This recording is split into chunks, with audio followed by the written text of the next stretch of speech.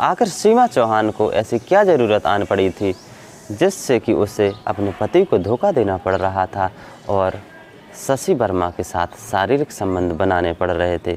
जब सीमा का पति अपने काम पर निकल जाता था तो सीमा अपने दोस्त यानी शशि वर्मा को अपने घर पर बुला लेती थी और उसके साथ शारीरिक संबंध बनाती थी। कुछ दिन तो ऐसे निकल गए, लेकिन एक दिन अचानक जो सीमा का पति था भरत चौहान उसे पता चल गया और तब से ये खेल शुरू हुआ। नमस्ते दोस्तों, स्वागत है आपका अपने YouTube चैनल में। तो कैसे हैं आप सभी लोग? आशा करता हूँ आप सभी लोग बिल्कुल ठीक होंगे और स्वस्थ होंगे। ये जो मैं आप लोगों के लिए कहानी सुना रहा हूँ, ये कहानी है नोएडा के सेक्टर 40 की। तो आप लोग एंड तक बने रहिए और सुनते रहिए ये कहानी। इस कहानी के जो मुख्य किरदार हैं वो हैं भरत चौहान और उसकी पत्नी सीमा चौहान और भरत चौहान का दोस्त राज शर्मा, और जिसका कत्ल हुआ है वो है शशि वर्मा। तो क्या होता है, जो सीमा चौहान है वो अपने पति की अनुपस्थिति में शशि वर्मा से मिलती थी, छुप छुप कर उसे बुलाती थी, छुप छुप कर उसके साथ मिलने जाती थी। तो क्या होता है, कुछ दिनों तक तो इनका ऐसा ही चलता रहा। जो सीमा थी वो शशि वर्मा को कभी कभी अपने घर पे बुला लेती थी और कभी कभी उसके घर पे चली जाती थी, क्योंकि इसे शारीरिक संबंध बनाने होते थे। कुछ दिनों तक तो बिल्कुल ऐसा ही चलता रहा। अरुण चौहान को बिल्कुल भी कुछ भी पता नहीं चला, लेकिन एक दिन जब वो अचानक घर पे आया तो ये किसी से बात कर रही थी फ़ोन पर बात कर रही थी। तो अरुण चौहान को शक हुआ कि न जाने ये किससे बात कर रही है। जब उसने उसकी रिकॉर्डिंग खंगाली तो उसे पता चला कि जो सेक्टर 39 में रहता था शशि वर्मा, उससे बात कर रही है। तो जो वो अरुण चौहान था, इसने अपनी पत्नी को समझाया कि तुम ऐसा बिल्कुल भी नहीं करो, ये बिल्कुल गलत है।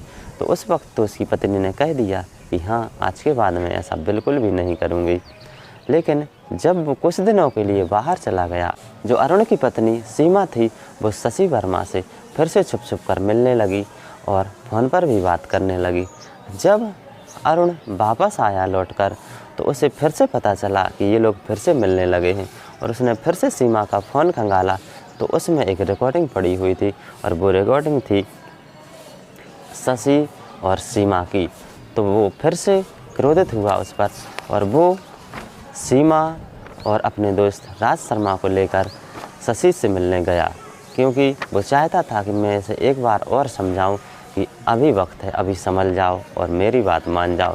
जब ये सेक्टर 40 में पहुँचे तो वहाँ पर एक गार्डन में ये लोग मिलने गए। तो क्या होता है कि भरत चौहान और इसकी पत्नी सीमा चौहान और जो भरत का दोस्त था राज शर्मा, ये दोनों शशि के पास पहुँचे। जब इन लोगों ने बातचीत शुरू की और उसको समझाने की कोशिश की तो विवाद बढ़ने लगा। विवाद इतना बड़ा कि जो शशि वर्मा था, इसने भरत की पत्नी सीमा में एक थप्पड़ मार दिया। यही देखकर भरत को बहुत क्रोध आ गया और उसने अपनी जेब में से चाकू निकालकर उस पर हमला कर दिया।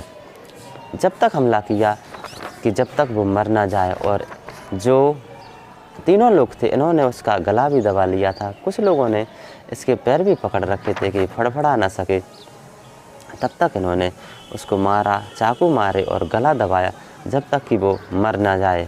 जब वो मर गया तो ये लोग उसे वहीं पर छोड़कर फरार हो गए, और ये लोग ये कोशिश कर रहे थे कि वो शहर छोड़कर भी फरार हो सकें।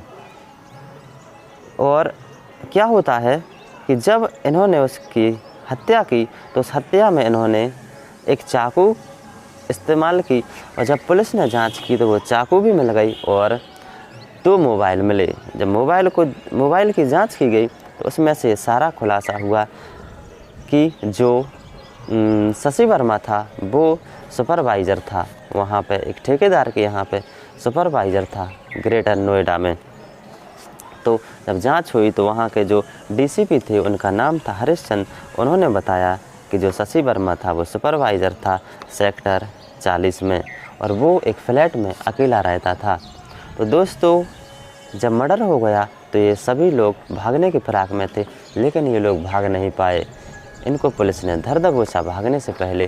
तो ये घटना थी नोएडा के सेक्टर 40 की। तो दोस्तों इन घटनाओं से बिल्कुल बच के रहना है। आप लोगों को अपने घर पे बिल्कुल सुरक्षित रहना है, ऐसी घटनाओं में बिल्कुल भी नहीं पड़ना है। तो कैसी लगी आप लोगों के लिए कहानी पसंद आई हो तो प्लीज़ हमारे चैनल को सब्सक्राइब कीजिए, वीडियो को शेयर कीजिए, लाइक कीजिए, कमेंट कीजिए, बेल आइकन को प्रेस ज़रूर कीजिए। धन्यवाद।